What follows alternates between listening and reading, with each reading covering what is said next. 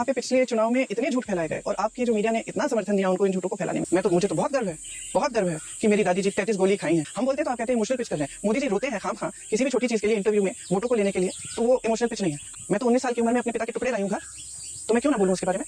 तो काम पे वोट मांगिए तो आप भैंसों के बल पे वोट क्यों मांग रहे हैं, आप मंगलसूत्र के बल पे वोट क्यों मांग रहे हैं, आप धर्म के वोट के बल पे वोट क्यों मांग रहे हैं। एक बार बता दें जनता को कि अग्निवीर जैसी स्कीम क्यों लाए, जिससे नौजवानों की उम्मीद ही टूट गई, आशाएं टूट गई। ये लोग 5 किलो राशन दे रहे हैं, ऐसा कर रहे हैं जैसे एहसान कर दिया इन्होंने सब पे। एहसान नहीं है, अधिकार है जनता का। और मैं आपको बता देती हूँ कि छत्तीसगढ़ में जहाँ हमारी सरकार थी 35 किलो राशन दिया गया, जब इनकी सरकार आई 5 किलो किया गया।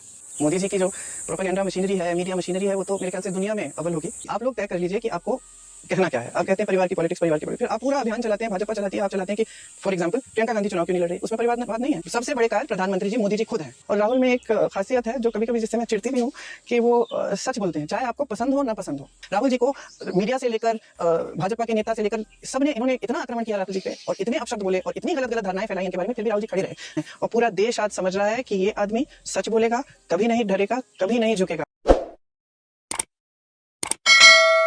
स्मृति ईरानी और भाजपा कहती है कि देखिए जितनी प्रगति अमेठी में पिछले 5 सालों में हुई है वो पिछले 50 साल में नहीं हुई। उनका कहना है कि ये पिछड़े इलाके हैं, रायबरेली देखिए, अमेठी देखिए, ये पिछड़े इलाके क्यों रह गए अगर ये इतनी बड़ी वीवीआईपी कंस्टिट्यूंसी थी। आपने वो गांव देखा है जिसे मोदी जी ने गोद लिया वाराणसी में? जी देखा है, उसकी क्या हालत है। तो देखिए, कहने के लिए तो ये लोग कुछ भी कह लेंगे। अमेठी वालों से, रायबरेली वालों से पूछिए कि क्या क्या नहीं आया यहाँ। BHEL, HAL, उड़ान academy, ITI, AIIMS, NTPC, rail coach factory, rail washing line, rail की वो जो इलेक्ट्रिसिटी वाली लाइन है, तमाम हाईवे कौन लाया? मोदी जी लाए हैं, स्मृति ईरानी जी लाई हैं। पर पिछड़ा इलाका तो है अभी भी। देखिए विकास ऐसी चीज है जो कभी रुक नहीं सकती। आज आप 2 काम करेंगे, कल आपको 4 काम करने पड़ेंगे। एक निरंतरता होती है इसमें और ये शुरू से की जा रही है। ये सारे काम, विकास के कार्य जो हैं, ये बहुत समय से किए जा रहे हैं और लगातार ये चलते रहते हैं। अब कभी सरकार होती है, कभी नहीं होती है। राहुल जी ने फूड पार्क शुरू करने की बात की, अमेठी में कितना विकास हो जाता है उससे इन्होंने रोक दिया है। हमने जब एम्स खोलने की बात की तो बहुत बवाल उठा। जैसे इनकी सरकार आई इन्होंने उसको एकदम छोटे पैमाने पे रखा, फिर बहुत मुश्किल से लड़ के उसको पूरे ठीक तरह से उसका निर्माण किया जी। लेकिन ये इतनी सारी चीजें जो हम लाए, इनको आप नकार तो नहीं सकते ना। इतनी बड़ी रेल कोच फैक्ट्री है, हजारों रोजगार मिले उससे, उसकी पूरी अर्थव्यवस्था, पूरे इलाके की अर्थव्यवस्था आगे बढ़ी। अगर आप पहले देखते तो आपको पहले के मुकाबले में देखना है ना कि कितना विकास हो। नहीं तो फिर राहुल गांधी हारते क्यों है 2019 का चुनाव? अगर ये सब चीजें की गई है तो स्मृति ईरानी के सामने 55,000 वोटों से क्यों हारते हैं? और ये कहा जाता है कि जैसे हार गए उन्होंने अमेठी छोड़कर वो वायनाड चले गए। आपने कहा कि राहुल जी हारे उनसे, ठीक है, हारे उनसे, लेकिन मैं समझती हूँ कि पिछले 5 सालों में पूरी अमेठी की जनता ने देख लिया है कि उनका मकसद यही था। वो वहां आई सिर्फ एक मकसद से, राहुल जी से लड़ना है, राहुल जी को हराना है। हमारा ये मकसद नहीं है। हमारा मकसद शुरू से सेवा का मकसद रहा है। और आप कुछ भी कहें, आप किसी भी नजर से इसको देखें, वहां पे पिछले चुनाव में इतने झूठ फैलाए गए और आपकी जो मीडिया ने इतना समर्थन दिया उनको इन झूठों को फैलाने में। हमने एक परियोजना शुरू की थी, मुझे याद है, एक आग लगती थी उस समय गर्मियों में गांव में, बहुत आसानी से, क्योंकि छप्पर के बड़े छत होते थे। एक बार मैं गई एक गांव में, मैंने देखा कि सारा जल गया था। महिलाएं बहुत ही प्रताड़ित थी। उसके बाद दिल्ली आई, दिल्ली में एक समारोह था, वो मोहम्मद यूनुस जी जो बांग्लादेश के थे, उन्होंने सेल्फ हेल्प ग्रुप्स बनाए थे। तो मैंने सोचा क्यों ना यहाँ शुरू करने की कोशिश करें। यहाँ हमने शुरू किए छोटे पैमाने पे पहले, फिर एक बहुत बड़ी मूवमेंट बन गई परियोजना, राजीव गांधी महिला विकास परियोजना। राहुल जी ने उसको खूब उठाया और बहुत बड़ी मूवमेंट बन गई। अब आप पूरा प्रचार ये किया गया कि हमने जमीन हड़पने के लिए ये परियोजना की। अब इस परियोजना से लाखों महिलाओं का फायदा हुआ। मैं आज जहाँ जाती हूँ मीटिंग में, वो कहती हैं कि परियोजना बंद क्यों कर दी। बंद इसलिए करनी पड़ी क्योंकि इतना बड़ा आक्रमण किया मीडिया में और ऐसे झूठों का कि अंत में बंद ही करनी पड़ी।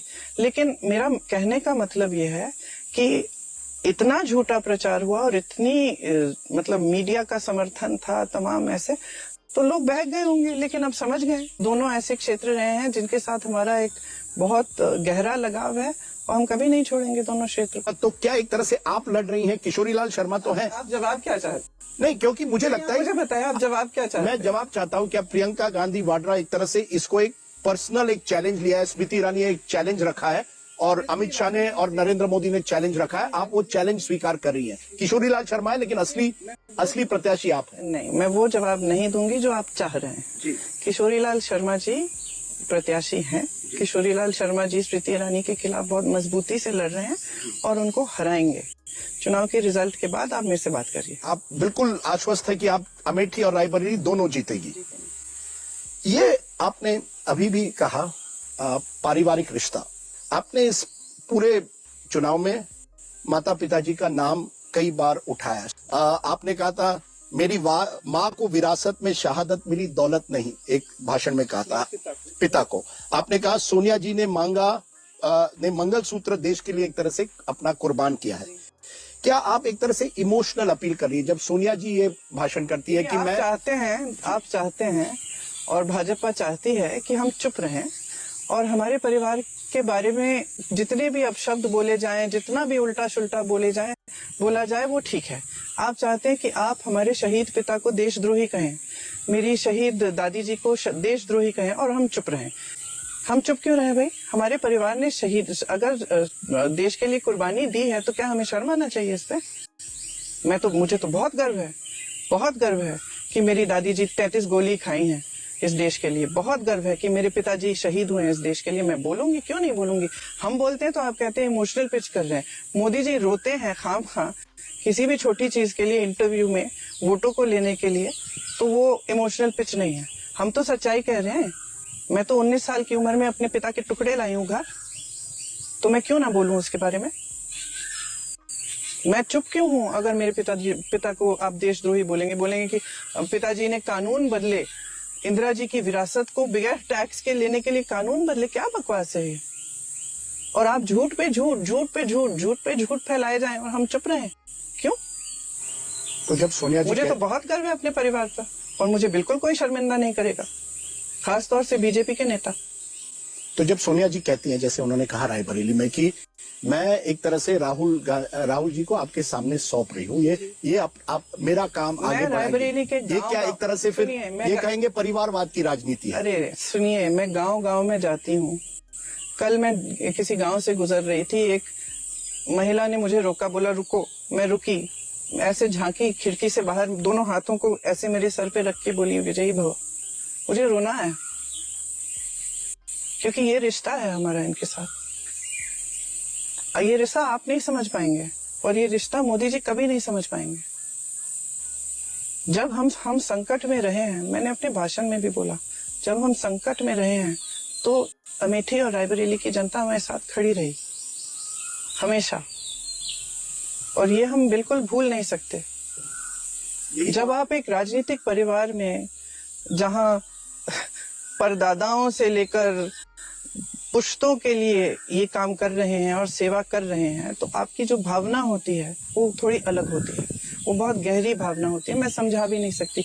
मुझे अनुचित लगता है कि मैं उस भावना का उल्लेख भी करूं, क्योंकि आपके समझ के बाहर है। और खासतौर से जो राजनीति को एक व्यापार की तरह देखते हैं और इस तरह से देखते हैं कि इसमें से हमें कुछ अपना स्वार्थ साधना है, वो ये समझ नहीं पाएंगे, और ये हमारी सच्ची भावना है। मैं इसलिए पूछ रहा हूँ प्रियंका जी, क्योंकि बीजेपी कहती है जमाना बदल गया है।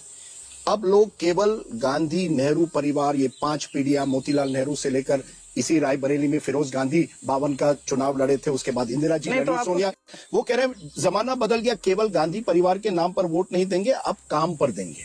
तो काम पे वोट मांगिए। तो आप भैंसों के बल पे वोट क्यों मांग रहे हैं? आप मंगलसूत्र के बल पे वोट क्यों मांग रहे हैं? आप धर्म के वोट के बल पे वोट क्यों मांग रहे हैं? आप ध्रुवीकरण करके वोट क्यों लेना चाह रहे हैं? अगर काम पे मांग रहे हैं तो मोदी जी एक भी बार क्यों नहीं बता देते जनता को कि 10 सालों में काम क्या किया है? बेरोजगारी, आपका काम और उनका काम कंपैरिजन। बिल्कुल, कैसे नहीं, बिल्कुल तैयार है। करे तो सही, बोले तो सही। एक चुनावी सभा में ये कह दें कि बेरोजगारी आज चरम पे है, 45 सालों में इतनी बेरोजगारी नहीं रही, 70 करोड़ लोग बेरोजगार हैं। इसके बारे में मोदी जी ने 10 सालों में क्या किया और क्या करने जा रहे हैं, एक बार बता दें जनता को। कांग्रेस का कंपैरिजन, मुझे बोलने दीजिए। एक बार बता दें जनता को कि अग्निवीर जैसी स्कीम क्यों लाए, जिससे नौजवानों की उम्मीद ही टूट गई, आशाएं टूट गई। एक बार जनता को बता दें कि ये जो महंगाई है जिसका सामना हर महिला कर रही है, दुकान जाती है, 5 चीजें खरीदने जाती है, 2 खरीद के आती है, घबराहट होती है, बच्चा बीमार पड़ जाता है, इलाज के लिए घबराहट होती है, फीस भरनी पड़ती है, घबराहट होती है। घर में कुछ टूट गया, उसकी मरम्मत करनी है, छत से पानी गिर रहा है, घबराहट होती है कि कैसे करेंगे। और बड़े इलाज तो छोड़ दीजिए, मोदी जी एक बार जनता को बता देना, हर मंच पे भाषण दे रहे हैं, एक भाषण में ये कह देना कि क्या किया है इन्होंने जनता के लिए, लेकिन वो कहने को राजी नहीं है। नहीं, वो ब्यौरा दे रहे हैं ना, कितने टॉयलेट्स बनाए, कितने। देखिए ये जो आप कह रहे हैं ना, देखिए उज्ज्वला किसकी स्कीम थी? यूपीए की स्कीम थी, इन्होंने लागू की। राशन बांटना क्या है? राशन बांटने का जो ये जो अधिकार है, भोजन का अधिकार कौन लाया? कांग्रेस पार्टी। अधिकार है मतलब कि जनता का अधिकार है कि जनता का अधिकार है कि उनको भोजन मिलना है, राशन मिलना है। कोई भी सरकार आए, मोदी जी की आए, किसी और की सरकार आए, वो देना पड़ेगा, क्योंकि अधिकार बनाया था कांग्रेस पार्टी ने। ये लोग 5 किलो राशन दे रहे हैं, ऐसा कर रहे हैं जैसे एहसान कर दिया इन्होंने सब पे। एहसान नहीं है, अधिकार है जनता का। और मैं आपको बता देती हूँ कि छत्तीसगढ़ में जहाँ हमारी सरकार थी 35 किलो राशन दिया गया, जब इनकी सरकार आई 5 किलो किया गया। तो आप समझ लीजिए कि कई ऐसी चीजें हैं जो मोदी जी अपने ब्यौरे में लिख के सबको दिखा रहे हैं, लेकिन शुरुआत इनकी कांग्रेस पार्टी में हुई।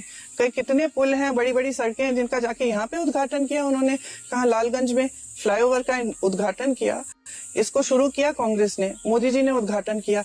जाके पूछिए लालगंज में 1 महीने बाद क्या हुआ, पूरा टूट के गिर गया। तो ये सब कहने वाली बातें होती हैं, और आप भी सही बात नहीं कह रहे हैं। चुनावी मंच पर जहां जहां मोदी जी प्रचार कर रहे हैं, ज्यादातर वे यही बातें कर रहे हैं कि कांग्रेस पार्टी धर्म विरोधी पार्टी है, कांग्रेस पार्टी से सावधान रहो, आपके भैंस चुरा लेगी, आपके मंगलसूत्र चुरा के किसी और को दे देगी।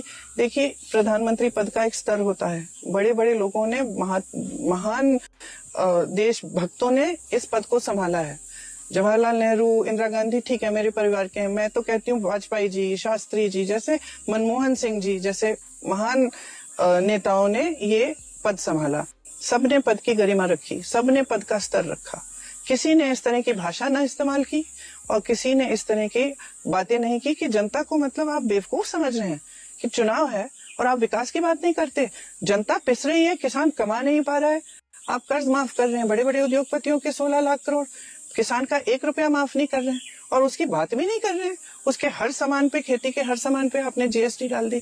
किसान आज के दिन कमा नहीं पा रहा है। एक समय में रोजगार मिलता था खेती किसानी से, आज कमा भी नहीं पा रहा है, और आप उसके लिए कुछ नहीं कहेंगे, आप गरीबों के लिए कुछ नहीं कहेंगे। छोड़ दीजिए, मिडिल क्लास के लिए क्या कहा है आपने?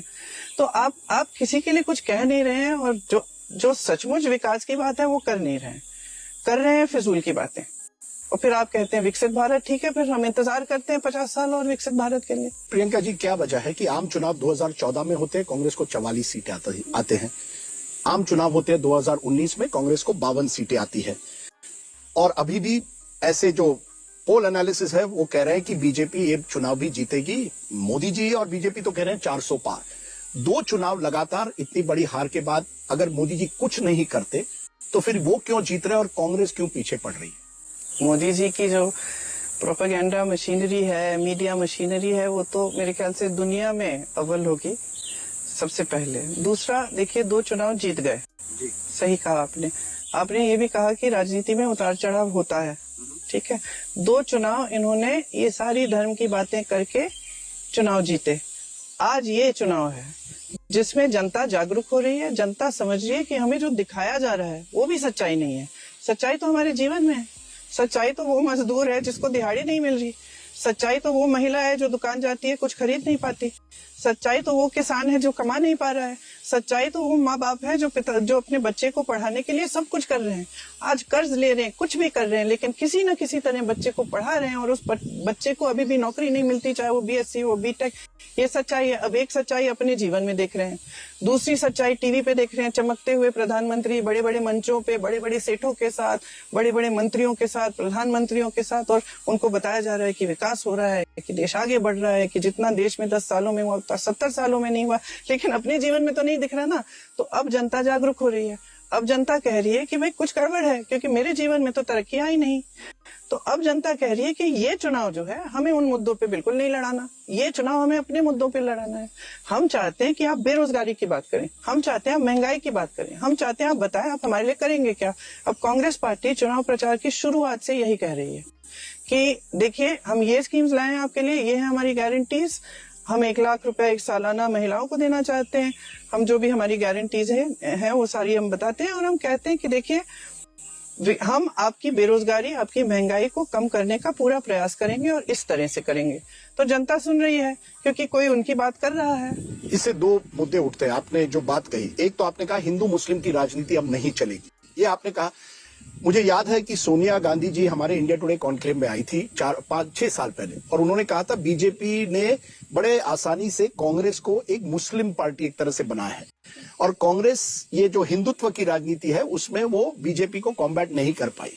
तो एक तरह से उनका तो वोट, बीजेपी का तो वोट बैंक बढ़ गया और आपको एक तरह से मुस्लिम पार्टी ब्रांड किया गया। तो कैसे ये एक आपकी एक ब्रांडिंग हो गई है एंटी हिंदू पार्टी? ये तो इसमें आप लोगों ने खूब मदद की है बीजेपी की इस ब्रांडिंग में, और ब्रांडिंग काफी समय से चल रही है। लेकिन आप हमेशा मीडिया को दोष दे रही है। नहीं, दोष नहीं देती। देखिए, दोष बिल्कुल नहीं देती। मैं आपको कितने समय से जानती हूँ, बिल्कुल दोष नहीं देती हूँ। लेकिन एक सच्चाई है ना देश की। सच्चाई तो ये है कि बड़े बड़े जो मीडिया के घराने हैं वो सब बड़े बड़े उद्योगपतियों ने खरीदे हुए हैं या उन्हीं के हैं। सच्चाई है ना, इस सच्चाई से आप भाग तो नहीं सकते। और सच्चाई है कि इन बड़े उद्योगपतियों की साठ-काट है मोदी जी के साथ। लेकिन जो आपने मुझसे सवाल किया कि हमारी ब्रांडिंग ये कर दी है कि हम धर्म विरोधी पार्टी हैं या हिंदू विरोधी पार्टी हैं, आप मुझे बताइए हमारे सबसे बड़े नेता कौन है? हमारी पार्टी के सबसे बड़े नेता कौन है बताइए? आप मुझे बताइए। सब महात्मा गांधी जी सबसे बड़े नेता रहे। ये जो स्वतंत्रता का आंदोलन था, जो सत्य और अहिंसा पे आधारित था, ये महात्मा गांधी जी का आंदोलन था। इसी में जवाहरलाल नेहरू जी ने सारी अपनी जायदाद सब कुछ देश को देके इसमें जुड़े। जी बिल्कुल ठीक है, और तमाम लोग जुड़े इसमें। वो गांधी नेहरू का जमाना था। वो नहीं, मैं आपको कुछ समझा रही हूँ, आप सुन लीजिए। वो पूरा आंदोलन हिंदू धर्म की जो सीख है उस पर आधारित था। सत्यमेव जयते, सत्य के पथ पर चलना, ये हिंदू धर्म की सीख है। हर हिंदू महात्मा ने, हर हिंदू गुरु ने, हर हिंदू संत ने यही कहा है। हमारा पूरा आंदोलन उस पे चला। पूरी पार्टी ने उस आंदोलन में भाग लिया। जेल गए, 13-14 सालों के लिए लोग जेल में रहे। पंडित जी 13 साल के लिए जेल में रहे। सबने शहादत दी, तमाम लोगों ने, और पूरी पार्टी इससे ही बनी। हमारी पार्टी का आधार ही ये है। महात्मा गांधी जी को गोली लगती है, क्या निकलता है उनके मुंह से? हे राम, हे राम, हे राम।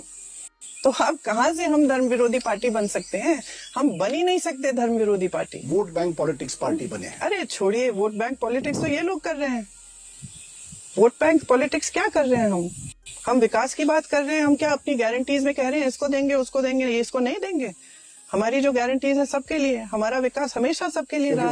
यही हमारा, देखिए तो मुस्लिम रिजर्वेशन। अब वो तो कुछ भी कह लेते हैं। वो तो कह रहे हैं कि हम भैंस चुरा रहे हैं आपकी। वो तो कुछ भी कह देते हैं। अरे उनका जो पूरा प्रचार रहा है, परसों 2 दिन पहले प्रधानमंत्री जी ने एक इंटरव्यू दिया जिसमें अपने पूरे प्रचार, अपनी पूरी राजनीति, अपनी पूरी विचारधारा का खंडन कर दिया। उन्होंने कह दिया कि अगर मैं ऐसा करता तो मैं प्रधानमंत्री बनने के लायक नहीं होता। तो फिर शायद आप कुछ समझ रहे हैं जो हम नहीं समझ रहे हैं, क्योंकि आपने जो प्रचार किया है, जो देश के सामने बोला है, रोज रोज बोलते हैं, उसका आपने खंडन कर लिया। अगले दिन जाके आप फिर से वो बातें बोलने लगे। तो उनकी बातों में तो वजन है ही नहीं। अब मैं अपना समय बर्बाद करूंगी उनकी बातों का जवाब देते हुए, जब उनकी बातों में वजन नहीं है। एक दिन कुछ कहते हैं, अगले दिन बदल देते हैं। आपने बेरोजगारी की बात की, पेपर लीक्स की बात की, जहां भी जाते हैं ये मुद्दा है। लेकिन सवाल उठता है, एक जनरेशन आया है 91 के बाद, उनको ना इंदिरा गांधी की याद है, ना जवाहरलाल नेहरू, ना राजीव गांधी। वो जो जनरेशन है वो कहता है यार मुझे कैंडिडेट चाहिए मेरिट पर, मुझे परिवार की पॉलिटिक्स नहीं चाहिए, मुझे एक नया भारत चाहिए। और तो मोदी जी ने उस भारत को फोकस किया है। आप लोग तय कर लीजिए कि आपको कहना क्या है। आप कहते हैं परिवार की पॉलिटिक्स, परिवार की पॉलिटिक्स, फिर आप पूरा अभियान चलाते हैं, भाजपा चलाती है, आप चलाते हैं कि फॉर एग्जाम्पल प्रियंका गांधी चुनाव क्यों नहीं लड़ रही? उसमें परिवारवाद नहीं है, वो आपके कन्वीनियंस के लिए। तो जब आपके कन्वीनियंस के लिए होता है आप उठा लेते हैं मुद्दा, और परिवारवाद की बातें ये करते हैं। इनके जरा गिनिए कितने बच्चे, कितने चाचे, चाचियां, भतीजे सब इनके पार्टी में हैं, बताइए। मैं आपको निकाल के दे दूंगी कितने परिवार इनकी पार्टी में। और आपके पार्टी में एक ही परिवार लेता है ना, उनका ये बिल्कुल गलत है। हमारी पार्टी भाजपा की तरह नहीं है जहाँ निर्णय एक जना लेता है। तो सिर्फ मोदी जी और अमित शाह जी सब निर्णय लेते हैं, मंत्रियों को भी स्वतंत्रता नहीं दी है। वो मंत्री जो प्राइवेट में होते हैं वो रोते हैं कि भाई हमें भी इतनी स्वतंत्रता नहीं कि हम एक निर्णय ले पाए। हमारी पार्टी अगर ऐसी होती तो आप ये आलोचना नहीं करते हमारी पार्टी की कि भाई कांग्रेस पार्टी को देखो, कांग्रेस एक लाइन पकड़ रही है, कोई नेता कुछ बोल रहा है, कोई नेता कुछ बोल रहा है। हमारी पार्टी सचमुच लोकतांत्रिक पार्टी ज्यादा है। लोकतंत्र है। आपने ये धारणा बना रखी है कि सारा परिवार तय करता है। हमारे अध्यक्ष जी हैं और उनकी ये इंसल्ट है। हमारे अध्यक्ष एक बहुत अनुभवी नेता है, मेरे ख्याल से 9-10 चुनाव जीते हैं, 11 चुनाव जीते हैं, दशकों के लिए राजनीति की है, तमाम संघर्ष झेले हैं, पर्सनल और राजनीतिक भी। और ये कहना कि वो तो कठपुतली हैं, कोई और तय कर रहे हैं, एकदम गलत है। ये जरूर है कि वो जहां उनको जरूरत पड़े वो सलाह लेते हैं, सिर्फ सोनिया जी और राहुल जी से नहीं, लेकिन वो मनमोहन सिंह जी से भी सलाह लेते हैं, चिदम्बरम जी से भी सलाह लेते हैं, जो भी वरिष्ठ नेता है पार्टी के उन सब से सलाह लेते हैं। और इसमें क्या कौन सी बुरी बात है? क्या ये 2024 का चुनाव, जैसे हम आखिरी पड़ाव पर आ रहे हैं, क्या ये कहा जाए मोदी बनाम राहुल गांधी अभी भी एक लेवल पर है और कामदार वर्सेस नामदार जो बीजेपी कहती है? क्योंकि बीजेपी कामदार नहीं है। अगर बीजेपी कामदार होती तो उनके बड़े बड़े नेताओं की हिम्मत होती कि अपने काम पे वोट मांगते। उनके बड़े नेता जो हैं कायर हैं। सबसे बड़े कायर प्रधानमंत्री जी मोदी जी खुद हैं। वो जनता के सामने खड़े होके इतना नहीं बता सकते कि बेरोजगारी आज चरम पे क्यों है उनके कार्यकाल में। यही तो सवाल है कि मोदी जी बार बार नेहरू गांधी परिवार को टारगेट करते हैं और आप मोदी जी को, मैंने आपका एक भाषण सुना, आपने कहा मोदी जी बड़ी गाड़ी में जाते हैं, कुर्ता हर 10 मिनट बदलते हैं, आम जनता से नहीं मिलते हैं, लोगों से डिस्कनेक्ट हो गए। देखिए राहुल गांधी किस तरह से भारत जोड़ो यात्रा में जनता से जुड़ रहे हैं।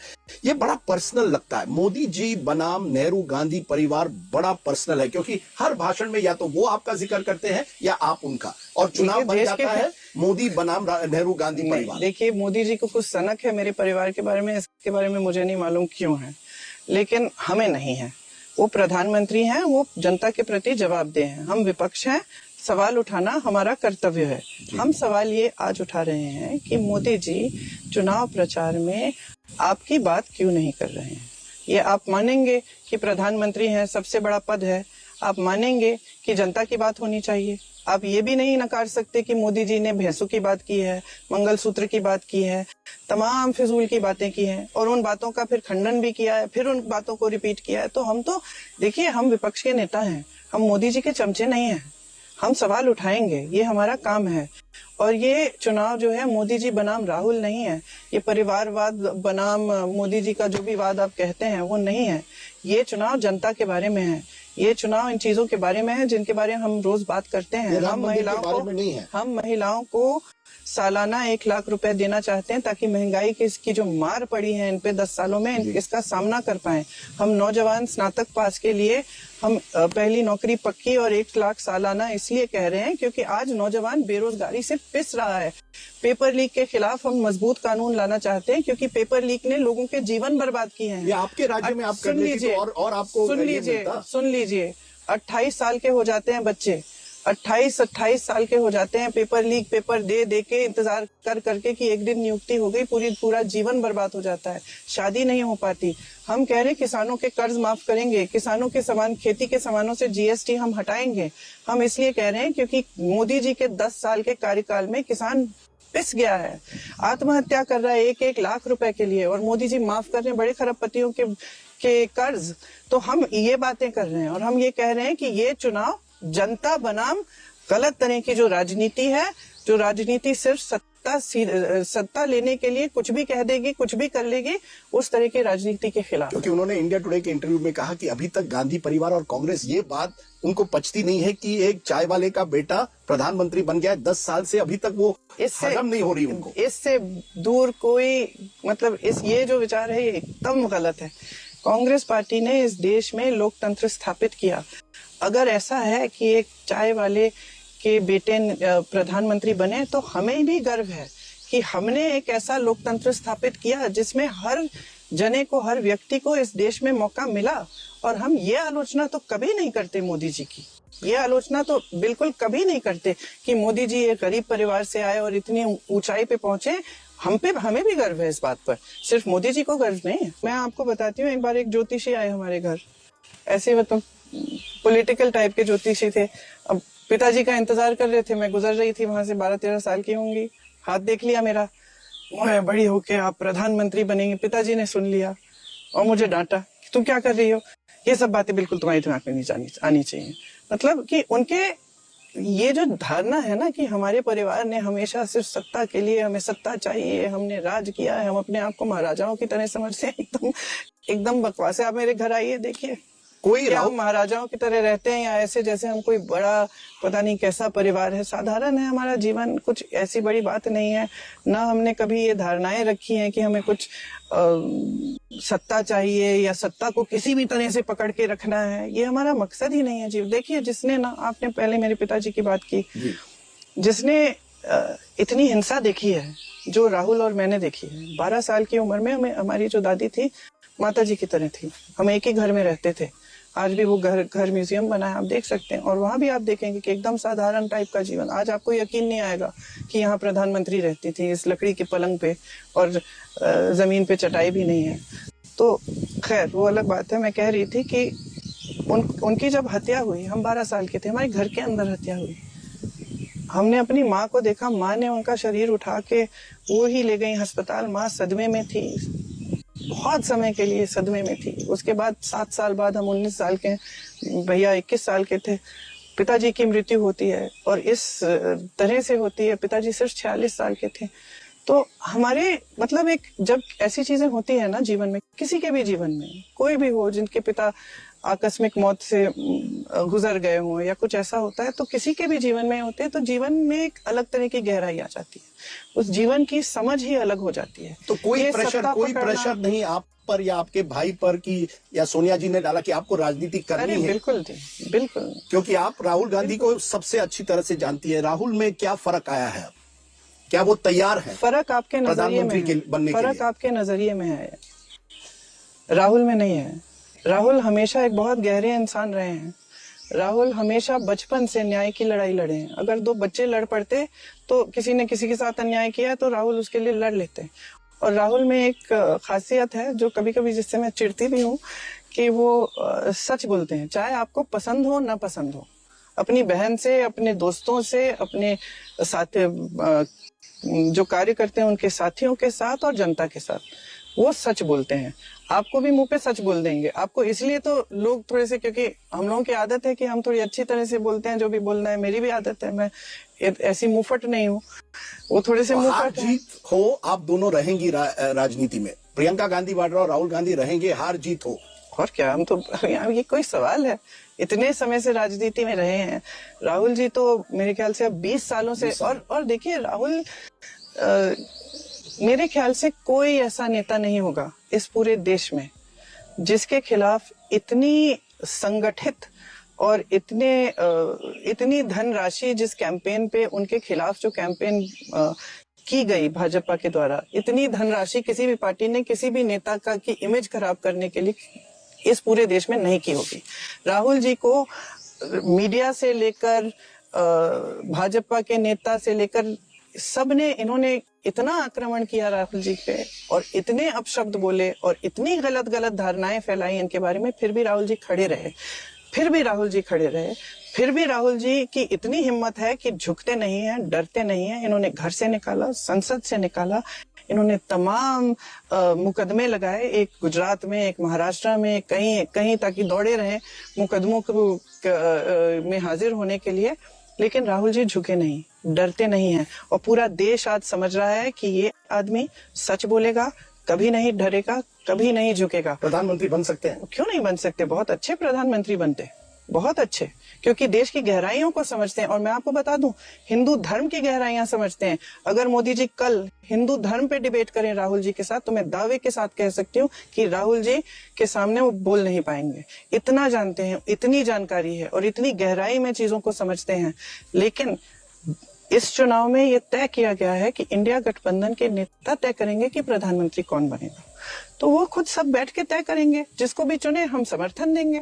आप कह रहे हैं इंडिया गठबंधन तय करेगा जी, मोदी जी कह रहे हैं 400 पार। आपका आंकड़ा क्या है? क्या आपको वाकई लगता है कि जून 4 को नॉन बीजेपी गवर्नमेंट बनेगी, 2004 रिपीट होगा, या आप मानती हैं कि बीजेपी फ्रंट रनर है और आप बैकफुट पर हैं? नहीं, हम बैकफुट पे बिल्कुल नहीं है। बैकफुट पे मोदी जी हैं जो फिजूल की बातें करने लगे हैं और जो अपने प्रचार का खुद खंडन करने लगे हैं चुनाव के बीच में। बैकफुट पे मोदी जी हैं, हम बैकफुट पे बिल्कुल नहीं है, क्योंकि हमने इंडिया गठबंधन के सारे नेताओं ने लगातार जनता के मुद्दे उठाए और हम सिर्फ लगातार यही कह रहे हैं, मोदी जी मुद्दे पे आइए। मोदी जी मुद्दे पे आ नहीं पा रहे हैं। मोदी जी इधर उधर जा रहे हैं, भटक रहे हैं, घबरा रहे हैं, अजीब अजीब सी बातें कर रहे हैं, पूरे देश को दिख रहा है आज। तो हम बिल्कुल बैकफुट पे नहीं है। मैं तो उनको छोटी हूँ उनसे, लेकिन उनको सलाह अभी भी दे देती हूँ कि अभी भी जनता की बात कर लें, अभी भी कर लें। शाबाश बेटा, बहुत बढ़िया। खत्म। अब बताइए मैं क्या करूंगा? एक बहुत सिंपल सी टिप आपके साथ शेयर करती हूँ। अपने हाथ को इस तरीके से रखिए। If you look at this from your side, आपका लेफ्ट हैंड आपको बी के जैसे दिखेगा और राइट हैंड आपको डी के जैसे दिखेगा। B and D. B for थोड़ी मदद रखिए। वे मैं थो तेरा मन पर